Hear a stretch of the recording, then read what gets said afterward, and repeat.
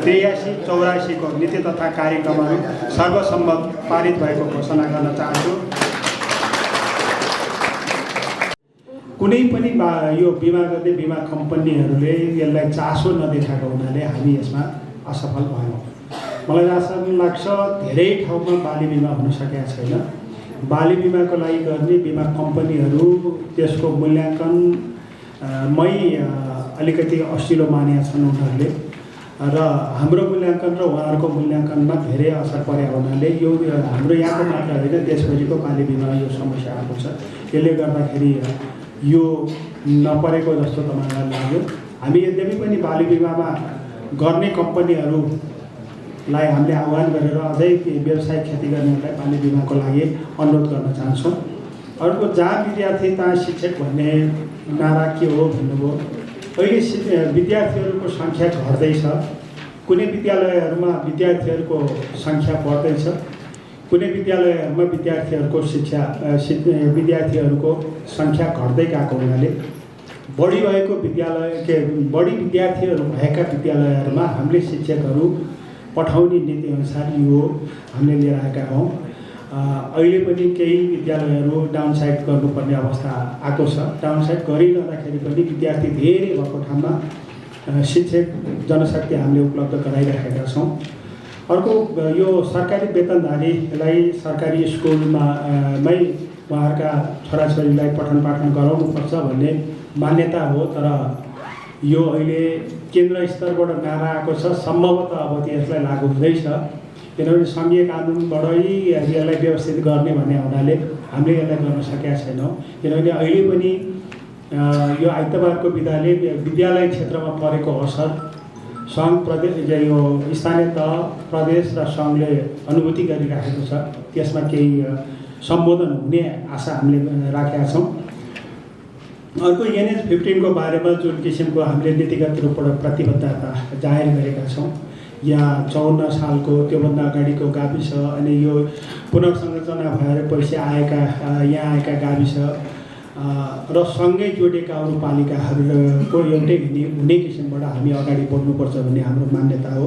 तपाईँहरूले यो नीतिमा आएका कुराहरूलाई अध्ययन गर्नुभयो भने हामीले त्यहाँको त्यो यो मानेदोबानदेखि दालटालसम्मका हाम्रा नागरिकहरूलाई पर्न गएको उहाँहरूको समस्या र जग्गा हुँदै गर्दाखेरि सुकुम्बासी बन्नुपर्ने अवस्था देखिएकोलाई हामीले रोक्ने प्रयासमा छौँ। यो आज नीतिमा आएको छ। यो हामीले कोसीढुङ्गाको रूपबाट साबित गरेका छौँ। यसपछि चरणबद्ध रूपबाट हामी त्यही साथमै रहनेछौँ। हामी सबै साथमै रहनेछौँ। त्यसै गरी यो 81 असोजको बाढी पीडितबाट हामी धेरै आक्रान्त भयौँ। तर अहिले पनि हेर्नुहोस्, त्रिवेणी घाटदेखि माथिसम्मको यो रोसी तटबन्धमा काम भइरहेको अवस्थाले पनि हाम्रो ध्यान त्यतापट्टि गएको छ भनेर हामीले विश्वास गरेका छौँ। अहिले पनि विशेष बजेटमा केही रकमहरू सङ्घ प्रदेशहरूबाट आएको छ। मलाई लाग्छ यो आउने आर्थिक वर्षमा हामी त्यो तटबन्ध पुरा गर्छौँ। केही आन्तरिक स्रोत र केही त्यहाँबाट अन्य स्रोतहरूबाट हामी पुरा गर्छौँ भन्ने हामी लक्ष्यका साथ अगाडि बढेका छौँ।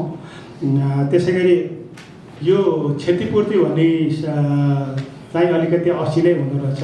किनभने राज्यले क्षतिपूर्ति भन्ने चाहिँ सम्बोधन गर्नलाई कठिन रहेछ। हामीले घरको मर्मतको पनि पहिलो किस्ता ल्याउँ, दोस्रो किस्ता पठाउन सकेका छैनौँ। तपाईँ हामी सबैले सहयोग गऱ्यौँ भने दोस्रो किस्ताको लागि पनि हामीले ल्याउन सक्छौँ। कतिपय त्यो बाली क्षति भएको पशुहरू चौपायाहरू क्षति भएका कुराहरूमा बिमामा कभरेज भएका जति बिमाबाट क्षतिपूर्ति पाए, बिमामा कभरेज नभएको चाहिँ क्षति नै भयो, उहाँले क्षतिपूर्ति पाउनु नभएको अवस्था छ। त्यसै गरी यो सङ्कटग्रस्त क्षेत्र भने सुरुको दिनमा 3 महिना सङ्कटग्रस्त क्षेत्र घोषणा भयो। हामी पनि खुसी भएका थियौँ। त्यो सङ्कटग्रस्त क्षेत्र भइसकेपछि केही न केही हुन्छ भने हामी सबै भलिभान्ति थाहा छ। त्यसपछि के भयो भन्ने कुरा यो व्याख्या गरिरहनु परेन, हामी सबै जानकार छौँ। बिग स्कुलको अवधारणा भने सँगै स्कुल सबै प्रतिस्पर्धी स्कुल भए त्यसलाई बिग स्कुलको रूपमा रूपान्तरण गर्न सकिन्छ कि भनेर हामीले यो लिएर आएको हो। हाम्रो शिक्षा शाखा मार्फत नजिक भएका स्कुलहरू यो विद्यालयहरूसित सहकार्य गरिरहनु भएको छ बिडी स्कुलमा।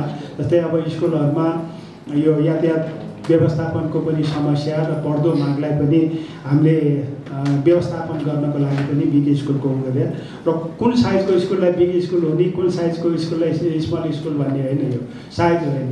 तर एउटा वडामा एउटा नमुना विद्यालयको रूपबाट लैजानको लागि त्यही वडामा भएका नजिक भएका विद्यालयहरूलाई एउटै संरचनाभित्र ल्याउने कि भन्ने हाम्रो प्रयास जारी रहेको छ। यो एक वडा एक खेल मैदानको धेरै ठाउँमा काम भएको छ। अहिले पनि बाँकी वडाहरूमा बाँकी कामहरूको लागि हामीले अगाडि बढाउँछौँ। त्यसै गरी यो 2 नम्बर क्षेत्र 12 नम्बर क्षेत्रबाट राजस्व हामीले बढी पाइरहेका छौँ र त्यहाँबाट त खानीको प्रभाव पनि हामीले खेपिराखेका छौँ। त्यही सवालमा बस्ती पनि चुनौतीपूर्ण बस्ती भएको छ, जोखिम भएको छ र बस्ती स्थानान्तरणको लागि 1 वर्ष अगाडि पनि हामीले विपद व्यवस्थापन गृह मन्त्रालयको विपद व्यवस्थापनमा हामीले पठायौँ, तर केही सुनवाई भएन। त्यसपछि पनि हामीले पठायौँ, त्यो पनि सुनवाई भएन। आज फेरि हामीले नीतिमा राखेर हामी फेरि त्यसको प्रक्रिया अगाडि बढाउनेछौँ र बस्ती स्थानान्तरणको लागि हामीले ठाउँ कार्यपालिकाबाट र ठाउँ नै तोकेर यो ठाउँमा चाहिँ त्यहाँको बस्ती चाहिँ सार्न उपयुक्त हुन्छ भनेर पनि हामीले किटान गरेर पठाएको थियौँ। तर यो हामीलाई अधिकार नभएको कुरा उतैबाट गर्नुपर्ने भएको हुनाले यो समस्या परेको हो।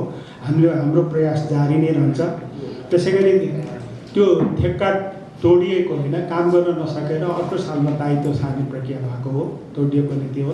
तर त्यो क्षेत्रमा किन खोला सफा भएन, सरसफाइ भएन भन्दा खानी क्षेत्रमा खानीले नै काम गर्ने भन्ने जुन सहमति थियो, त्यसपछि उहाँहरूले काम गर्दै जाँदा हामीले 81 सालमा नापी गऱ्यौँ।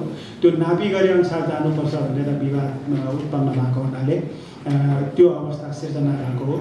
हामीले नगर कार्यपालिकाको तर्फबाट, नगरपालिकाको तर्फबाट त्यो ठाउँमा हाम्रो दृष्टि नपुगेको होइन, दृष्टि हाम्रो पुगेको छ। हामी तयार छौँ, खानीका हुने तयार छ र पुनः नापीको माग आएको र पुनः नापीको गराउन पनि हामी तयार छौँ भन्ने सवालसम्मको कुरा मैले यहाँसम्म राखेँ। त्यसै गरी त्यो रोसी खोला पनौतीको लागि चाहिँ एउटा अमूल्य सम्पत्ति हो रोसी लीलावती खोला। यो खोलाको उचित संरक्षण हुनुपर्छ, यसबाट जल पनि बच्छ, जीवन पनि बच्छ भन्ने हाम्रो मान्यता अनुसार हामी अगाडि बढेका छौँ। यसबाट पनौती नगरपालिकाभित्रका कति वडाहरूले खानेपानीमा त्यही खोलाको आधार बन्नुपर्ने अवस्था पनि आइरहेको छ। र भूमिहीन सुकुम्बासीको सवालमा चाहिँ अहिले एउटा कार्यविधि संशोधन भयो। हिजो आयोग थियो, अहिले प्रमुख जिल्ला अधिकारीलाई यो अधिकार प्रत्यार्जन गरेको हुनाले प्रमुख जिल्ला अधिकारी मार्फत अहिलेसम्म भएका कामहरूलाई यथावत राख्दै थप काम गर्नलाई अधिकार प्रत्यार्जन भएको र प्रमुख जिल्ला अधिकारी मार्फत नै अब भूमिहीन सुकुम्बासीहरूलाई पूर्जा वितरणको प्रक्रिया अहिलेको सरकारबाट कार्यविधि तयार भएर त्यही अनुसारको कार्यदेशको हुनाले अब यो काम पनि छिटै होला। हामी पनि एउटा अभागी रहेछौँ। जब जुन दिन नाप्ने भनेर टोली पनि हामीले पठायौँ हाम्रै खर्चमा। अब नाप्ने टोली पठाएको 2 दिनपछि अब यस्तो अवस्था सिर्जना भएपछि कानुनअनुसार हामी हिँड्नुपर्छ, कानुनभन्दा बाहिर हामी हिँड्न सक्दैनौँ। मैले यति नै राखेँ। हामी अब सिडिओ साहबसित त्यसपछि प्रमुख जिल्लाधिकारीज्यूसित कुरा भएको छ। पनौती नगरपालिकामा नै बाँकी रोकिएका कामहरू पुनः सुरु गर्ने क्रममा उहाँहरूको बुझाइ छ। अब हाम्रो पहलमा छिटै सुरु होला भन्ने लाग्छ मलाई।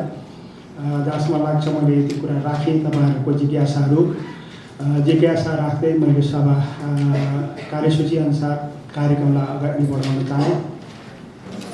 नगरसभा सदस्यज्यूहरू, नगरसभा अधिवेशनमा नगरपालिकाको समग्र विकासका लागि पेश भएको आर्थिक वर्ष 2083-84 को नीति कार्यक्रमका सन्दर्भमा भएका छलफल समेतका आधारमा उक्त प्रस्ताव स्वीकृतिको लागि निर्णयार्थ पेश गर्दछु। प्रस्तावको पक्षमा रहनुहुने सदस्यहरूले हुन्छ भन्नुहोला। धन्यवाद। हुन्छ भन्ने सदस्यज्यूहरू बहुमत भएको हुनाले आर्थिक वर्ष 2083-84 को नीति तथा कार्यक्रमहरू सर्वसम्मत पारित भएको घोषणा गर्न चाहन्छु।